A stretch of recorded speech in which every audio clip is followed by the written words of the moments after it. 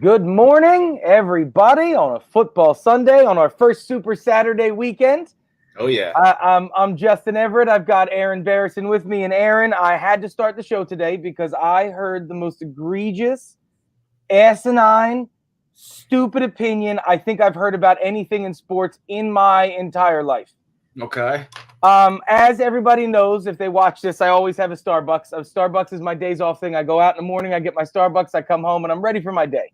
Love those iced coffees, bud. I actually went with a dragon fruit mango thing today because I wanted something new, and it's pretty delicious. So anyway, the Grey's Anatomy guy would take you for that. So I'm in my Volkswagen Jetta, and I'm sitting at the light outside of the Starbucks, about to turn out and go home, and Joe Torre and D. Lynam do a show in the morning on 97.5. It's a great show. I love D. Lynam's basketball takes. It's a good show.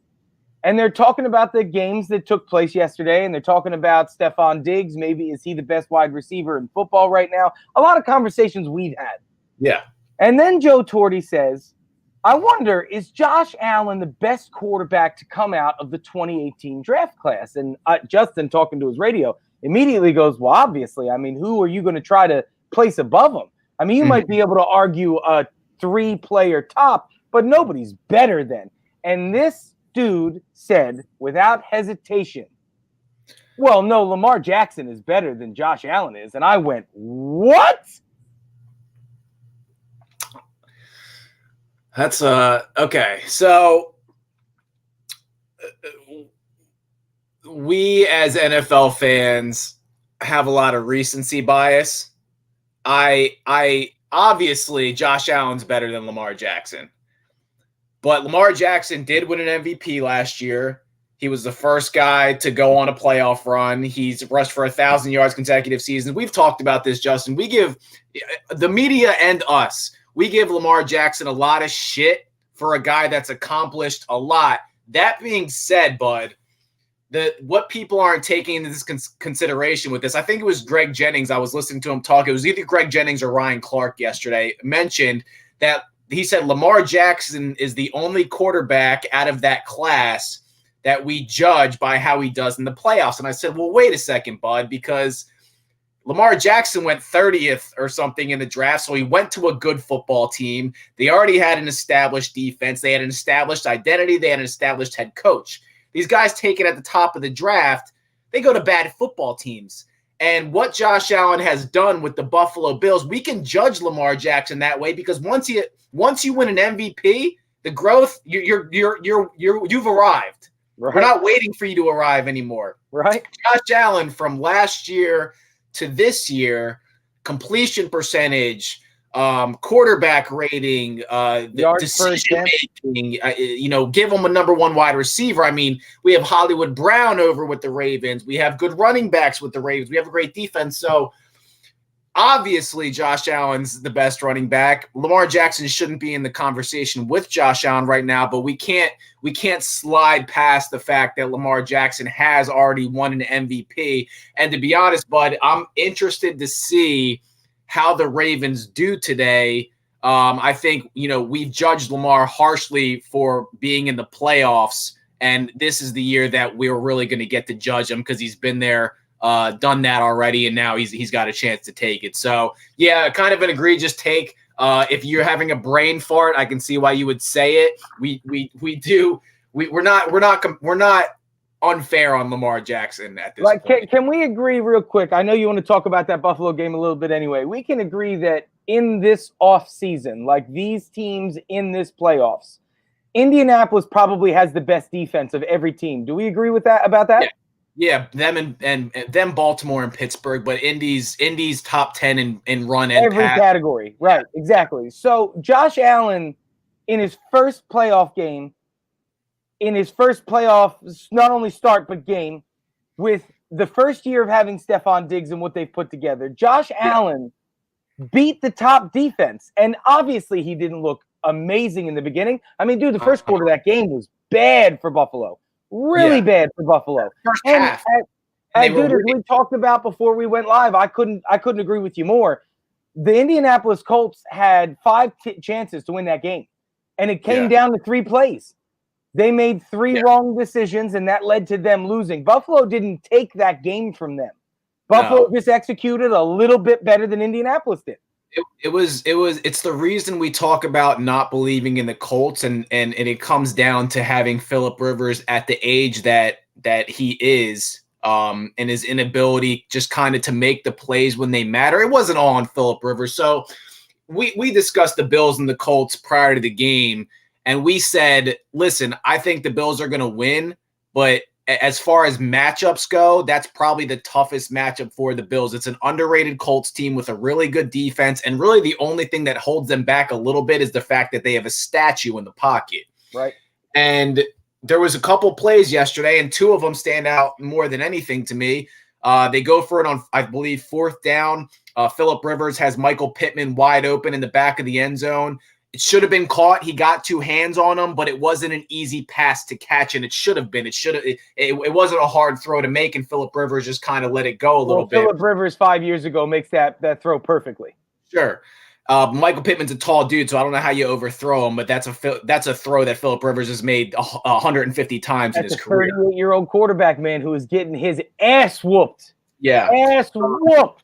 And then obviously, they lose by 3, and their field goal kicker missed a field goal. I think it was the 3rd quarter. And we have to put something else in perspective, man, because Buffalo has just showed you that when execution matters, they can execute, because Indianapolis dominated that first half for the most part, and they went into the locker room down 14-10. The Bills were 0 for 4 on 3rd down. I think they had 1 big play. The time of possession was a 10-minute difference. The Colts had the ball for 20 minutes, but when it got down to making plays in the red zone, kicking field goals, executing, coming away with points, they end up losing the game by 3. They probably should have won by 4 to 7 points. Dude, listen, I don't care what team you are. If you reach the playoffs and your opponent doesn't convert a 3rd down until the middle of the 3rd quarter, you should win that game. Yeah. Like, you should win that game. And again, I know the Colts are also a young team that doesn't have a lot of playoff experience. I mean, the fall off from Peyton to Andrew Luck, and then Andrew Luck going through the shit that he went through, they haven't been a competitive team year after year to gain experience, just like Buffalo. But you had way more opportunity to win that game. I bet you, dude. And this is one of the reasons why Josh Allen is just better than Lamar Jackson. I know that Josh Allen went into that locker room, and the first thing he did was watch that first half and find out why the fuck he was so bad. Because they owned them. And now the problem is, in what I said Wednesday, and I still believe this, that Buffalo's the one team that can surprise Kansas City. They just basically gave them the blueprint of how to make them stop that firepower offense. And now, I mean, this is where coaching comes in, bro. And Sean McDermott's a good coach, but is he going to outcoach Andy Reid? You know what I mean? Is he going to outcoach another guy to get over the fact that in round 1 they stumbled? Because they should have owned this game. And let's not sit and look at Frank Reich and also say, like, Frank Reich called the right game for the most part. I mean, the execution is what failed. Frank Reich didn't get out coached yesterday. No. And he rarely, for what I've seen, rarely does. When the Colts have lost this year, most of it's been on the back of Phillip Rivers or their inability to be able to get the run game going to open up the passing game for Phillip Rivers. So they were running the ball a little better. I'm excited to see what they do at quarterback next year. At any point, Justin, there was a couple people I had thought this, and I think I said it to Alyssa when we were watching the game together. And I said, the throw to Stephon Diggs and a couple, scrambles by Josh Allen with the throws, I was like, Jesus, he looks like Carson Wentz in 2017. So listen to what I said. So check out what I said. I was at work, obviously, yesterday. I turned to Luke and I go, bro, listen, I have said this so many times and nobody gets it. Maybe you'll understand. Josh Allen is everything that we were promised Carson Wentz would be. Yeah. That is the guy we were supposed to have landed in Carson Wentz. The 2 minor differences between Allen and Wentz is that Allen has a little bit of a quicker release. So the touchdown pass to Stephon Diggs, the DB got caught. He was kind of surprised, I could tell, because Josh Allen didn't – it was like a 40-yard pass. He didn't unload that ball until Stephon Diggs was at like the 10-yard line, and he caught it in the middle of the end zone. I was like, how the hell did that get there? It was just like that, and it was gone. Dude, he is my favorite young quarterback next to Mahomes to watch. Yeah, quicker release and a little bit faster than Wentz was. But other than that, it's like I'm watching the same body, the same arm strength, the same scramble, the same pocket awareness, and I'm like, this is what Wentz was supposed to be for the next decade. So hopefully Josh Allen stays healthy. We get to watch him for the next couple years, even if he doesn't win this year. I think they're gonna win this year. I really do. I think they have a really good shot at beating Kansas City because we've talked about the cap stuff. We'll get into that in another episode. Moving on. So I want to real quick before we jump past it. Kudos to Washington. The Washington football team played a great game. Dude, Heineke, who the fuck is that guy? Yeah, who the fuck is that guy? And where was he all year when you didn't have a quarterback? This guy Heineken, man. Kudos to Washington. They played a great game. And also, dude, Seattle's got to blow it up. I don't want. We'll have a whole episode to get into Seattle. I really want to dig into that team over the next couple of weeks since they're out now and irrelevant. They got to blow that team up, man. The Rams just own them every single time they play. So we'll get into this. I'm not sure they have to blow the team up, but I'm starting to think that if you're the Seahawks owner and Sean McVay is consistently out coaching Pete Carroll, is it time for a new coach? Gotta be. You have an MVP candidate who we all believe is one of the more underrated quarterbacks of all time. Every year he's talked about in the top 3 quarterbacks, and their offense struggles. And it's like, well, bro, you have I know your offensive line is not great, but you have a good running back in Chris Carson, and you have DK Metcalf and Tyler Lockett. So why is it that you can't, squad? I know the Rams defense is a great defense. Aaron Donald was all over the field. Jalen Ramsey's there to lock him down. By the way, I feel the same way every time I watch Jalen Ramsey as I do when I watch DK Metcalf. And I'm like, the Eagles had 3 opportunities to get this guy and couldn't pull the trigger. They felt like they were giving up too much. If you watch Jalen Ramsey, there was nothing you could have given up that was too much to get Jalen Ramsey. Jalen Ramsey is as good as we all decided to agree Darrelle Revis was. Yeah. That's how good Jalen Ramsey is. I don't make many Darrelle Revis comparisons. I try to stay away from them because Darrelle Revis was a special kind of player. Yeah. He wasn't like Champ Bailey was a great corner, but Darrelle Revis was in a class all of his own. Sheldon Brown, Lito Shepherd. There was a lot of really great corners, but Darrelle Revis kind of set the standard. And I very rarely bring his name up. But Jalen Ramsey is the next. He's taken the ball from Darrelle Revis and continued it. Jalen Ramsey plays the cornerback position. I mean, I got to tell you, bro, better than I think. You could take the top 5 corners and add them together, and they still would not. Him and Jair are both up there. Both great corners, but Ramsey is special, and he's big and he's strong and he's fast, and it's everything. It's the prototype cornerback, and he's lived up to his ceiling. So correct. A league of his own, bro. Games today, and we'll talk. I want to talk about Washington in another episode. I think that was kind of embarrassing to lose to. No question. Not only was the actual game embarrassing, the loss in and of itself, regardless of how it went, is embarrassing. Do you have any different outlook now watching the Bucs, by the way, after that performance where it didn't seem like they were really executing? I mean, they were winning the game the whole time. Chris Godwin dropped like 4 passes. Mike Evans was kind of the only one that Brady could seem to get the ball to besides like 1 pass for Antonio Brown. They couldn't really get the run game going, and now they're taking the next step after playing an NFC East team. Who is their opponent next week? What's the possibilities? I think it's if Chicago wins, they will host Chicago.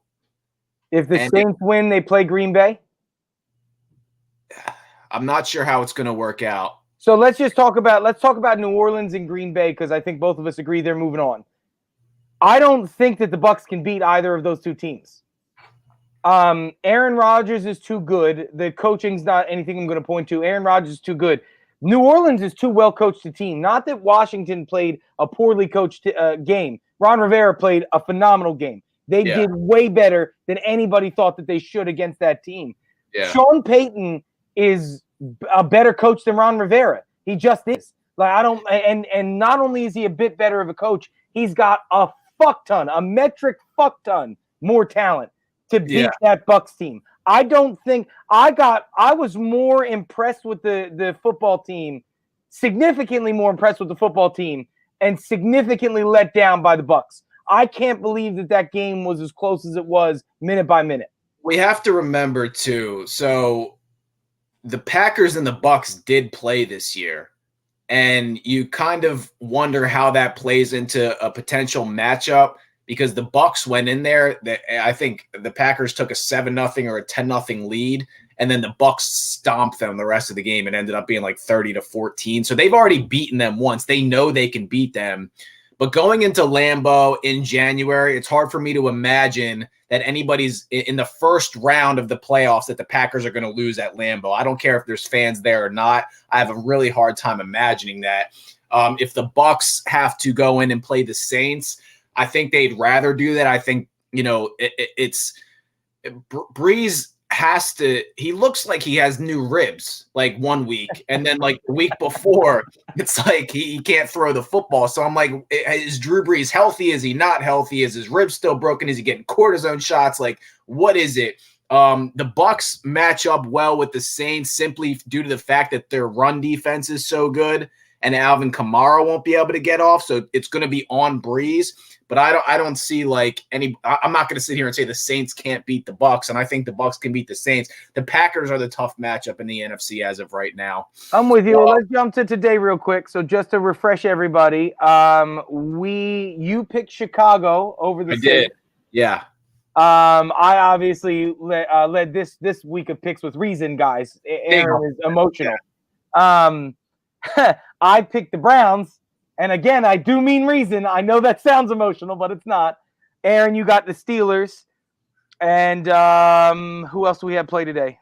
Baltimore and Tennessee. I think we both picked Tennessee. Did we? We did. Do you want to change? That's why I bring it up. I have no problem if you want to change to Baltimore so you look worse than I do this week. I'm going to put my trust this week in the better quarterback of Lamar Jackson. In Lamar Jackson. He's not the better quarterback. He's the better playmaker of the two. So I just think that Baltimore went on enough of a run at the end of the year that they're going to do well against whoever they play. It's not going to matter.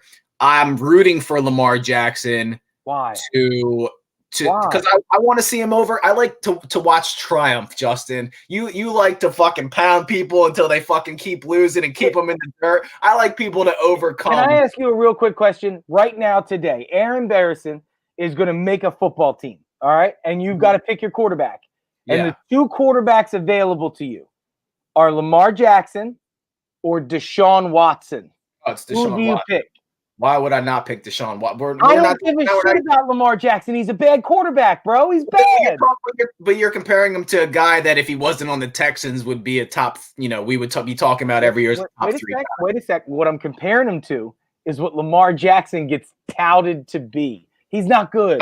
We don't talk about Lamar like he's Deshaun. He won an MVP because he had an incredible first regular season. We talk about Justin. We do this in basketball all the time. Talk about regular season versus playoffs. Giannis was last year's regular season MVP, right? He was. LeBron was the more valuable player when you look at it in its entirety. But it's hard to you can't go back to last year and look at the numbers Lamar put up, both passing and rushing, and be like, that wasn't the MVP. He had a better year than everybody. He did. In the regular season, not in the playoffs. And anyhow, you love the story of Lamar and want to see success in Lamar. And I'm not pounding people down, dickbag. Here's my positivity. Off the top rope, I'm going to plant some flowers now. I think that Derrick Henry, who in any other season would be the unanimous MVP, Uh-huh.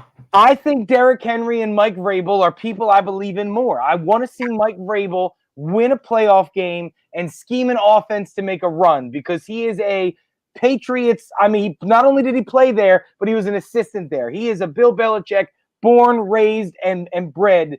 I want to see what he's Great got. coach. I want to see what he's got further. Well, he won 2 games last year. I also would love to be able to go back a couple of weeks and rewatch the episode where you and Jeff tried to argue with me that Ryan Tannehill's a franchise fucking quarterback. He is. And I'd like to agree with you. And here is what I dwelled on this fact, Ron. If Ryan Tannehill can win 2 more playoff games as a Titan, it doesn't need to be this season, but this year and next year, I will give him. If he can win a playoff game in each season or win 2 this year, and when I say Ryan Tannehill, I mean he mattered to the game. That's what I need to see to know that that's a guy I can trust my franchise in. Because right now, again, if I'm a Titans fan, it's Derrick Henry, not Ryan Tannehill. It's interesting because when we talked about Tannehill at the beginning of this year, and you went back to when he was started last year, he had a record of like 11-3 over his. We talked about him being an MVP finalist in week 6. But when he took over last year, Vrabel wasn't really letting him throw the ball around the way he did from the start this year. Like, he's much more comfortable. So it's going to be interesting to see how he's able to play off Derrick Henry, because last year in the playoffs, remember, the Titans were a different team. They had a top 3 defense and Derrick Henry. Right now, the defense is in top 3, but the offense is top 8 right now, because they run the way they do, and Tannehill throws off of it. So Aaron changes his vote in the 11th hour to Baltimore. So yeah, Aaron's got Baltimore. I still take Lamar Kryptonite in Tennessee. And then we've got the Browns and the Steelers. Are you happy with your pick, or do you want to go back? I'm sticking with Pittsburgh. I don't have much to say about it. I'm sticking with Pittsburgh on this one. I get all your COVID concerns. It makes sense. I have one comment to make on this game, and we could talk about it if you like. I think you're going to agree with the comment I make, so maybe we don't need to. Okay. If the roles were reversed and this were the Pittsburgh Steelers with a COVID issue, I could guarantee you that this game doesn't get played until Tuesday, but it's the Cleveland Browns and nobody cares about them. Moving on. The Saints and Chirac. What are you gonna stick with Nicky Foles backing up Mitchell Trubisky, or do you think you made a bad decision? No, so this is, first of all, if this upset happens, it's the biggest upset of the playoffs, because the spread that Vegas is giving these teams is like 10 points. It's like 9 or 10 points. It'll be a huge upset. We talked about it at the beginning of this year, and we were both kind of wrong. We thought the Saints would fall off a cliff.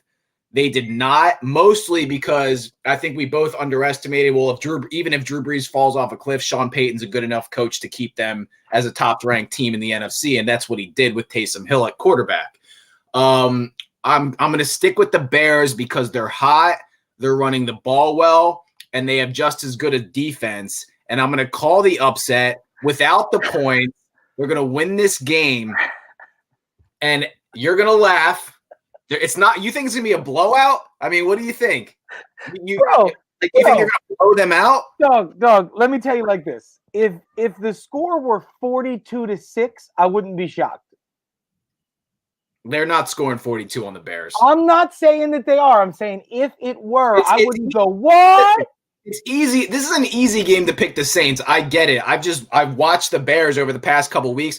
We were making fun of them so badly. We have to work on getting music drops, bro. I need a music drop that's like hot take every time you say some silly shit, bro. Calling the upset. I'm going to be into this game today. I really think the Bears are going to compete in it. We'll see what happens. If it was a spread game, if I'm betting this game, which I might do, I'm all over that point spread, by the way. I don't think so, bro. How do you think that the Chicago Bears they've looked really, really good the last quarter of the season? Bro, this is a fair line, dog. This is not an unfair line. People think the Saints are going to rout this team. They are not. They should. Not going to rout this team. All the money in Vegas disagrees with you. I'm dumping all my chips on Khalil Mack. Dumping all of them on him. All of them. let's talk about the NBA. Let's maneuver here real quick. Oh, I gotta make a statement, and then I'll let you talk. Let's make the statement. Hold on. Let's make the statement. Take a quick break, and then come and do NBA. By the time we end this show, I plan on convincing you that the Philadelphia 76ers don't need James Harden. By the end of this show. By the end of this show, my only goal is to get you to say, well, shit, that would work. You're right. That's it. That's all. That's my goal. I'll promise to be open about this. I doubt you will, but I appreciate the promise anyway. All right. We'll be right back.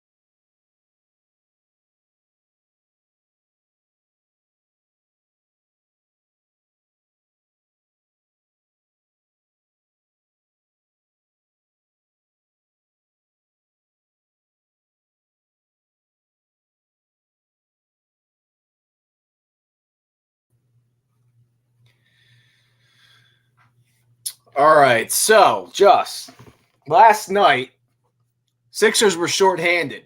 History was made.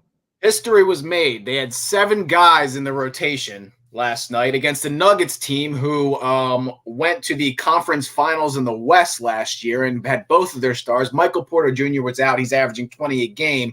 Not a big deal when you only have 7 guys. They should have got walloped by 20. Tyrese Maxey.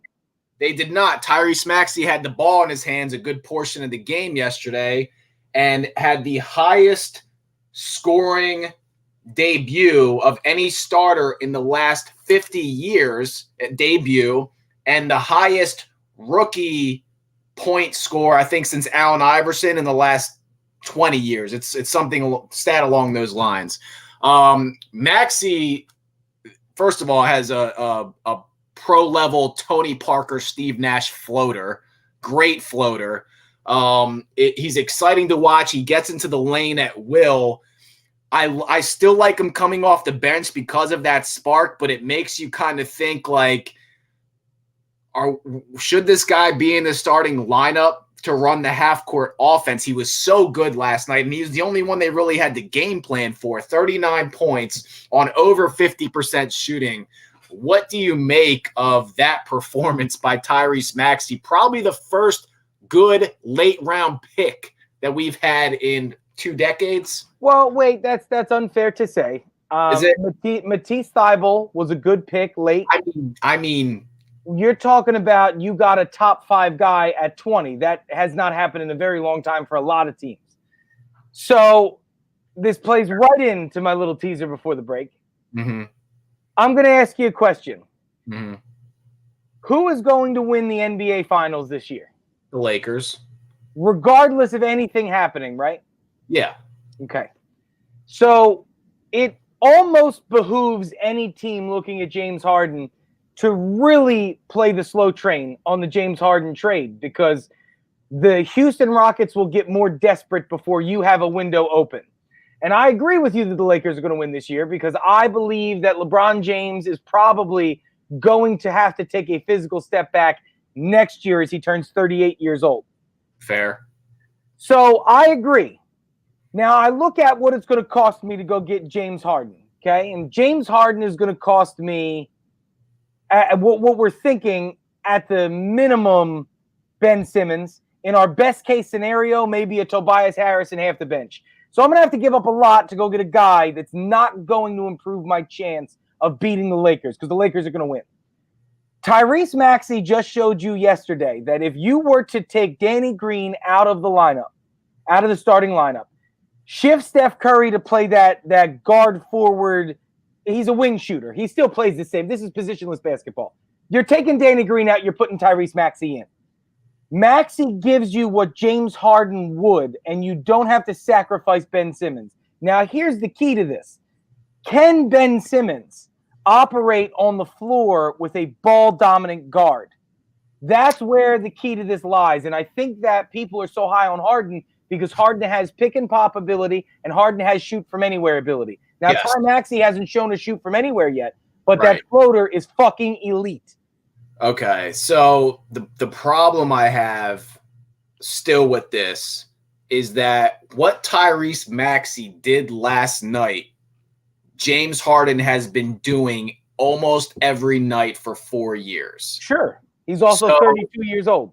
So, yeah, I understand that argument too. You can make an argument that when people get into their prime, it's typically in the NBA because it takes some time to develop and then takes some time to get comfortable with your game. So you come in at 22, not everybody's LeBron James. Not everybody goes from 8 points a game to 30 points a game like Giannis in 5 years. But typically when you get to around 24, 25, you're comfortable with your game. You are who you're going to be. And then 26 to 30, you're honing those skills. And then in that time period, maybe through 32, 33, if you're lucky and stay healthy, you're in your prime. Once you hit 34, 35, 36, you're losing the athleticism. You kind of are coming out of your prime. James Harden is a little different to me because he's never really had to rely on his athleticism to get buckets. He's just extremely crafty. It's not like he's faster or jumps higher than anybody else on the floor. He doesn't. He's actually a little bit out of shape from what you can see James Harden playing, but he just fucking scores.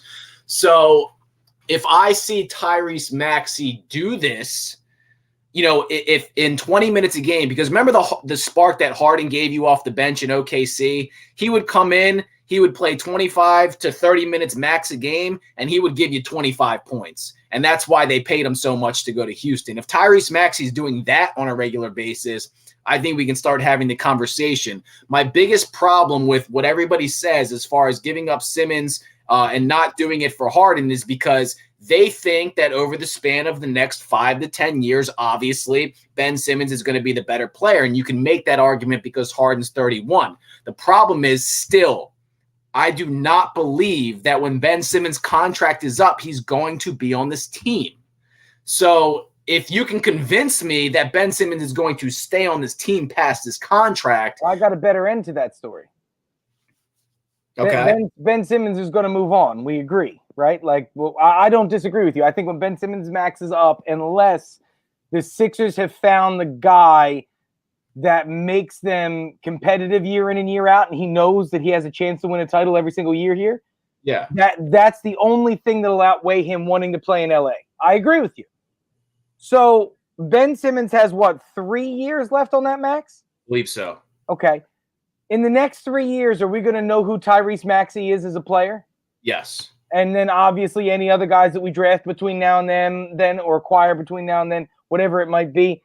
Why would you offload Ben Simmons now when you have 2 years to do it? Let him develop his game more. Let him start to shoot a little bit more. Let him pad his stats a little bit more. And maybe you increase the value for Ben Simmons and you have a way to, in 3 years, if Joel Embiid's health is gone and he's hurt every day, replace him. If you don't need to replace Joel Embiid, you replace Tobias Harris's stupid contract you're going to need to get out of. You get better bench depth and draft picks. The one thing you said, though, is if you're like, well, let's continue to develop him and continue to let him shoot. Okay, if he starts shooting, then we're changing our conversation, right? I mean, we're not talking about the Ben Simmons we think we're going to get, hopefully, at some point in the next couple of years. We're talking about what Ben Simmons is and has been. Let me pitch you this idea, right? We're talking about 32-year-old James Harden. What happens if over the course of the next two and a half seasons you've got to get rid of Ben before his contract's up? Mm-hmm. Let's make up a world where Tyler Herro becomes Klay Thompson 2.0. He's a top 3 shooting guard in the league. He's shooting 40% from 3. He's a good defender. That's who he became. And Jimmy Butler's health starts to fail him. The guy Bam Adebayo we all think isn't. And the Heat start to falter like the Rockets did. That's a lot of hold up. Stuff. They just can't compete the way that they thought they could, like the Rockets. The Rockets thought that they were a championship contender. It turned out after 5 years, they realized They weren't. So maybe the Heat start seeing the same patterns, right? And Tyler Herro becomes available. And you could get Tyler Herro for Ben Simmons 2 years from now, who's going to have a much longer time of providing you what James Harden does. Do you understand what I'm saying? I feel like you're making the decision too soon. If your reason is because he's not going to be here past his contract anyway, you don't need to make that decision with 3 years left. Yeah, but you're gonna have one opportunity to get James Harden. But and James so Harden you're 32. What about the next James Harden? What He's in if his Jamal prime. Murray? What if Jamal Murray gets pissed off with Denver because they just can't get over the hump, and then Jamal Murray's available in 2 years? Wouldn't you rather Jamal Murray at his age and what he provides rather than 32-year-old James Harden? Of course you would. Yeah. So you're making the decision. It's too hasty. You don't need James Harden this year. You're not beating the Lakers. We agree on that. Nobody in this league, short of Anthony Davis and LeBron James getting into a bus crash, nobody's beating the Lakers. So why pull that trigger so fast and be so hasty for a 32-year-old star who might have 2 years of real star power left? It's just too soon. That's my point to you. I'm with you. If he's not going to come back, you got to get rid of him and get value for sure. But you don't have to make the first big move that's available to you. That's what the Sixers. I think it's rare to have an MVP in his prime available because he's unhappy where he's at. That's really what it comes down to. I love Jamal Murray. Tyler Herro doesn't give me as much offensively. Maybe he will in a couple years. And I like his development. You know, I think he's going to be a great player. Love Jamal Murray. Love what he did in the playoffs last year. Would trade Ben Simmons right now for Jamal Murray simply because I can get 50 from him and he's an elite guard. I would do it right this second. Forget about him developing any more than he has. I would just do it right now. But I don't think that happens. I don't disagree with you. I'm not trying to say any one of these situations that I presented. You're saying that there's going to be a guy that comes up that's younger, that's offensive. But those are the types you have to remember. Those are the type of players that franchises, if they're young and that gifted, they're not going anywhere, you know, unless they're unhappy. And so when you have someone who's available, the reason James Harden's available is because he's 31. That's why he's available. And still being 31, Houston would have pulled the trigger by now if they thought they had a good, like they're like, no, we need like a fucking mega offer. And they're probably even overvaluing them. Like the Rockets are going to have to start crashing and burning a little bit more for the owner there to be like, I'm giving up James Harden for less than I thought I was going to, because they're asking too much right now. And that's why the trade hasn't happened. And it's because he's a 31-year-old, about to be 32-year-old this season. Then why do the Rockets value him so much, right? Because James Harden, bro, it's because guys like you sit on this fucking podcast and say that James Harden is the greatest. They don't give a shit about what I think. The greatest scorer in the history of the NBA, and there's an argument to be made for that. They believe that's what he is too. That they see him and watch him every day. They see the guy go to the fucking strip club till 4:30 in the morning and walk into the practice facility 3 hours late, and then score 52. They watch him do it. They believe that he's the greatest scorer in the NBA right now. Mm-hmm. And it didn't help that Kevin Durant was out last year. It didn't help that Kyrie Irving was hurt all year. It didn't help that Jamal Murray had a surge that nobody saw. The scorers weren't the scorers last year, but James Harden was. So it looks like he's the guy. Speaking of Kyrie Irving. Oh, this fucking tool bag. I'm glad you brought it up because we could talk forever about Harden and Ben, and we do it almost every episode. Kyrie Irving just didn't show up for his job. So we talked about the Nets. So, like he doesn't show up for his job. I'm glad Tori's here because he's like one of the biggest Kyrie defenders, because for years I've been like, this kid loves Kyrie. Loves Kyrie. Okay. The most overrated guard in our lifetime, and probably the worst teammate in the history of the NBA. If Kyrie Irving was at our car dealership, he would have gotten fired 3 years ago. Bro, Kyrie Irving would have been in 37 fistfights. Yo, bro, it would have been long before fired. Well, okay, maybe you don't love Kyrie, but you've been a Kyrie defender, because all I've said about Kyrie in the last couple years is realistically, he didn't do anything on the Celtics. When he got hurt on the Celtics, they went farther. When he was on the Nets, they had a worse record with Kyrie than without Kyrie. They had a better record last year. I'm confused by this comment, Tori. Does Aaron? Do you try to say D'Angelo Russell is as good as Kyrie? He's not as good as Kyrie. My argument at one point was he won more games with that same team and was a better fit for that Nets team. So let me be the third impartial party because I argue with you enough. Tori knows that I'm not going to just pick your side. Mm-hmm. D'Angelo Russell is more valuable to my team than Kyrie Irving is. He's not as good a player. I'm not going to say that. I'm not going to say D'Angelo Russell is as good as Kyrie is. But the level of talent D'Angelo Russell provides with none of the crazy shit like the flat earth or I don't feel like playing today or all this fucking nonsense that he does. No, I'm sorry. If Aaron says D-Russ, I agree. It's D-Russ. Plus the injuries, too. Like, if you're asking me who I want the next 5 years, I'm like, well, Kyrie's been injured half the season for the last 4 years, and D'Angelo Russell is going to give me 80 games for the most part. He's going to give me a consistent three-point shot. He's going to be able to spread the floor, and he's not going to be a dick. That's really the bottom line. But so Kyrie doesn't tell his team why he's not coming, just personal reasons, doesn't text his coach back. Steve Nash says, I have no idea why he's not here. And then the next day, Steve Nash is like, oh, yeah, I talked to Kyrie. We're going to keep that in-house. I'm going to be honest. If James Harden – so let's talk about James Harden again because this was a rumor that James Harden wanted to go to Brooklyn. If you're Brooklyn, I don't even care if I piss off KD. Like I would have given up Kyrie Irving if the Rockets wanted him, and even Karis LeVert to get James Harden if that was what they wanted. And now they're stuck. And if you think anybody is going to trade for Kyrie right now, you're foolish. And if you're a Nets teammate, you're looking around like, what the fuck, bro? We're supposed to compete for a fucking championship this year, and this guy can't show up for the fucking game because of something that happened at the Capitol that has nothing to do with the fucking job that you're being paid for. I get taking social stances.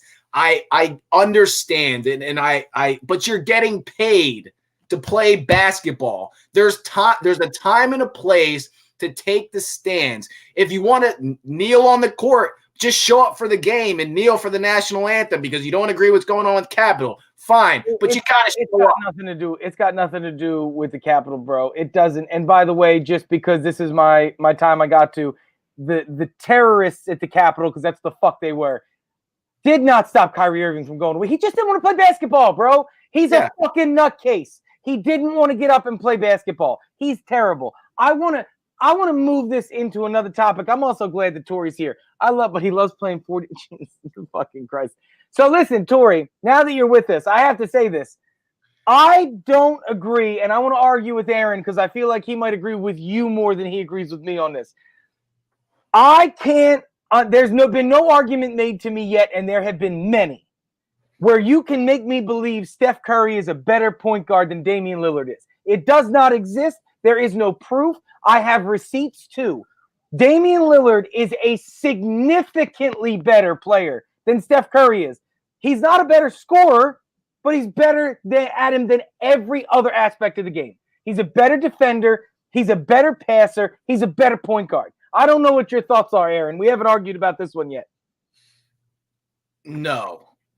If Damian Lillard wins an MVP this year and carries, we've had this conversation when we talk about Harden, and you've said, well, how many championships have they won? So then now we're going to take a Portland team with some pretty good players on it. How many times has Steph Curry gotten into the playoffs without Klay Thompson or Kevin Durant?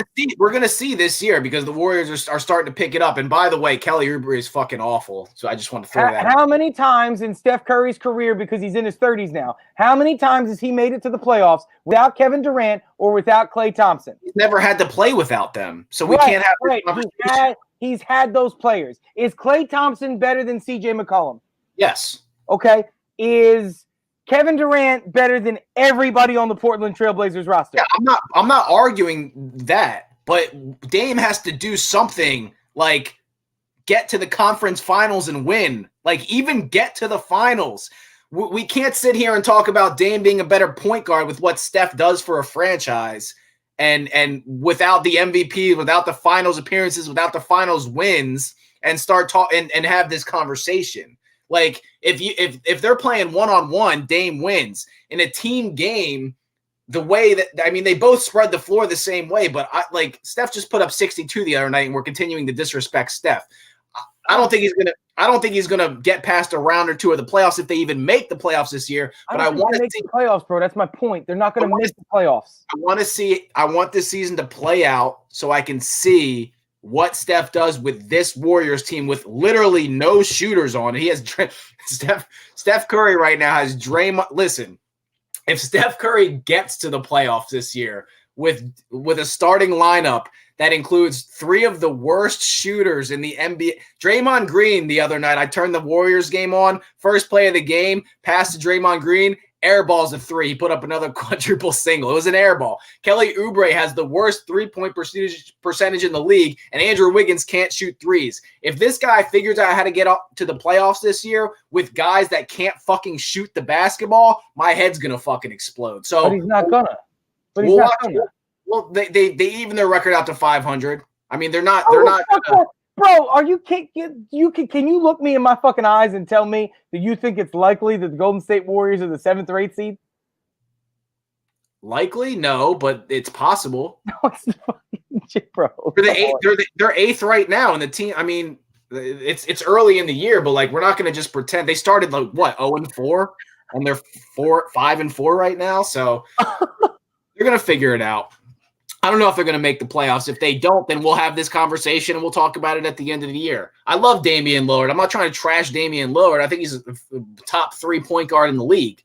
But we're not going to sit here and argue that Steph Curry is not better than him right now. I can't give you that. So Damian Lillard's a top 3 point guard in the league, which would mean that Steph Curry's 1 or 2. Who's the other top 3? The other top point guard in the league? I don't know.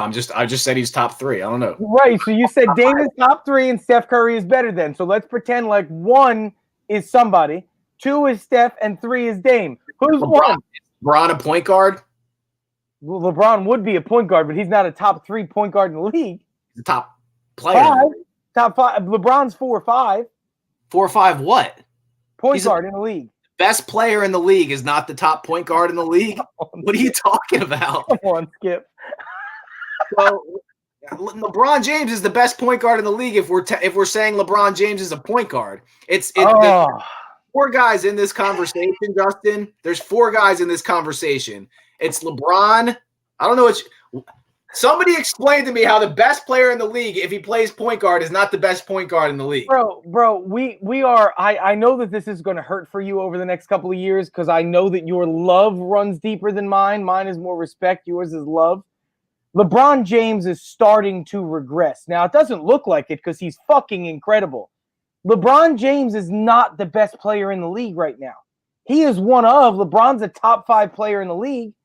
He's not the best player in the league right now, bro. He's the best player in the league. He's not. Listen, I got to say this for all the people that watch this show that argue with me about LeBron versus Michael because I'm a LeBron guy. I can at least be honest. And in live time and not need to watch LeBron go out like Brett fucking Favre before I admit that LeBron is just not. He's just not, man. He's just not the best player in the league anymore.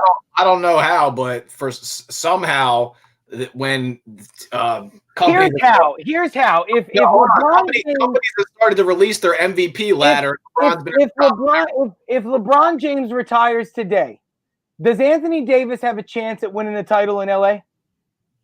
No. I can't. No shot. If Anthony Davis was in a plane crash and never played another game for the LA Lakers, will LeBron win another one in LA? He could, yeah. No, it's the opposite. Yeah. See, you answered wrong. It's possible for Anthony Davis. LeBron cannot win without that other superstar again. He can't. And Anthony Davis can because we just saw him in New Orleans never get past the first round and only get to the playoffs, I think, twice. So now all of a sudden Anthony Davis can lead you to a finals and win it.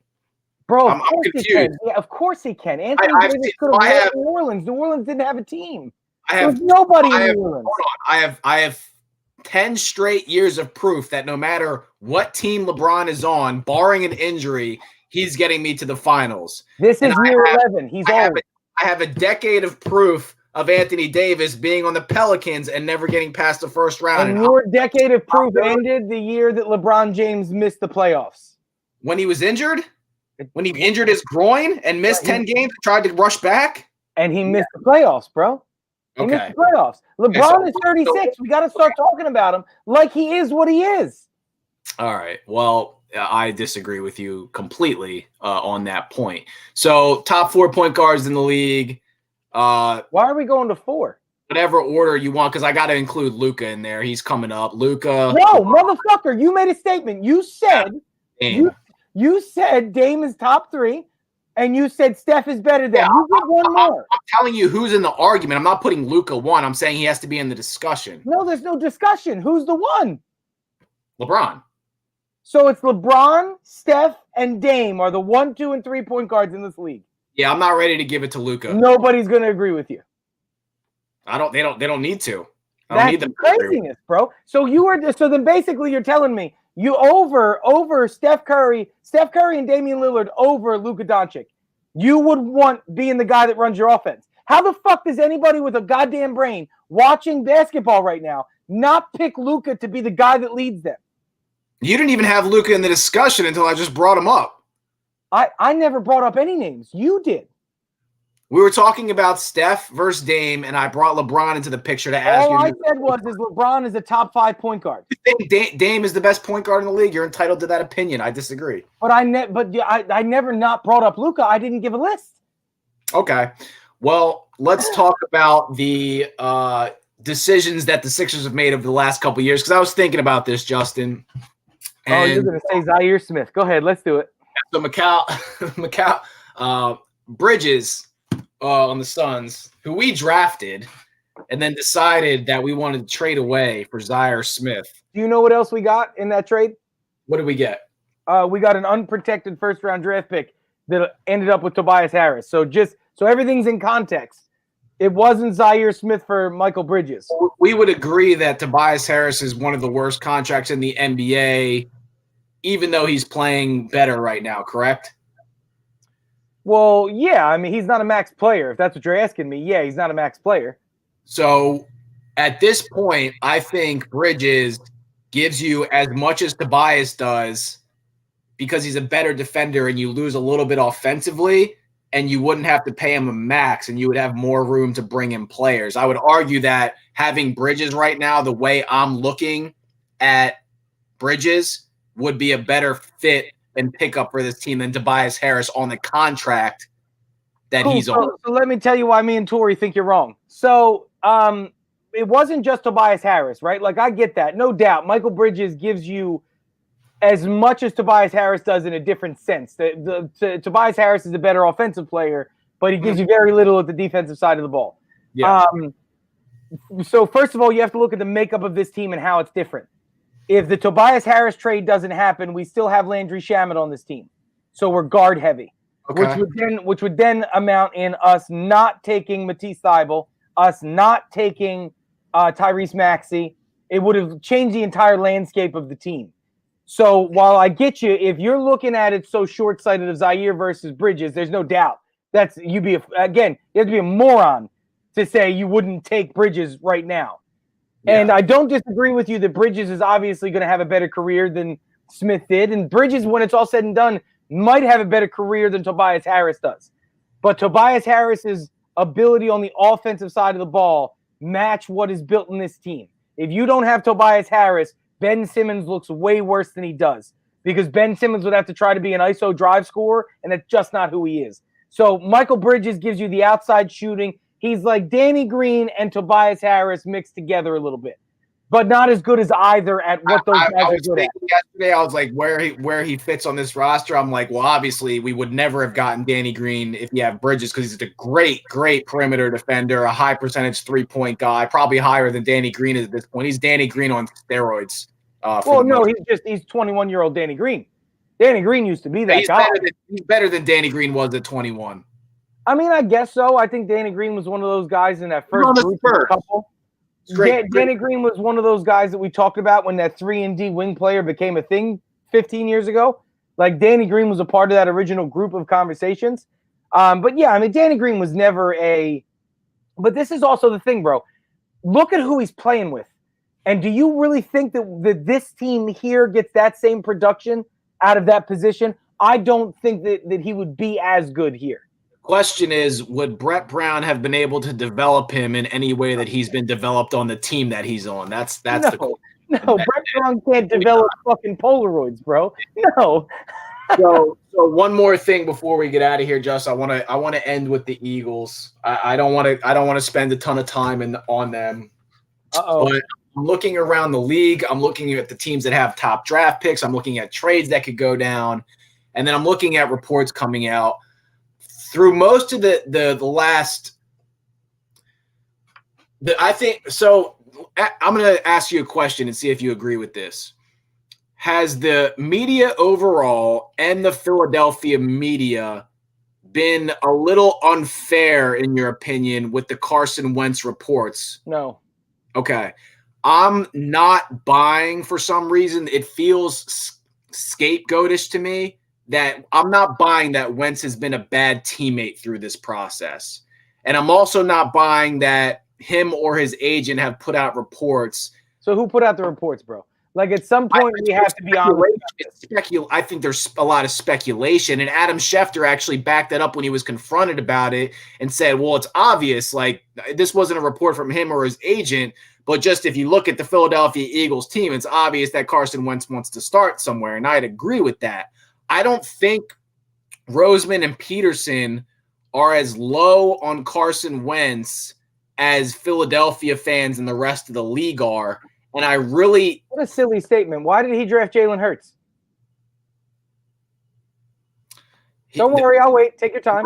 No, the reports are that they wanted to work him into the playbook. But do you believe in Jalen Hurts more after watching him the last 2 weeks than you do? No, but that's not. No, you just you started with the media just told reports, and now you're using reports to back up your point.